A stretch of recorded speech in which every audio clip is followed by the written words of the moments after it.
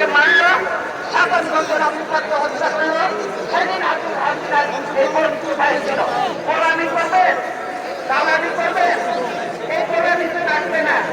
বিন্দুকদর্শীর ইতিহাসটা করে দেখে, সেও কিন্তু টেকে নাই বেশি দিন। দেশ বিক্রি চলবে না হাসিনা, দেশ রক্ষা হবে ইনশাআল্লাহ। আর আপনারা ঘরে ঘরের মধ্যে এখন মানুষ হত্যা করছে, মনে করেন যে এগুলোর হিসাব নেই। এই মা বোনের কান্না, এই আদিবাসীদের কান্না, এই বিজ্ঞানের অফিসারদের বন্ধুদের কান্না, এগুলি কি দেখা যাবে? এগুলি কোনোদিনও দেখা যাবে না। আজকে এই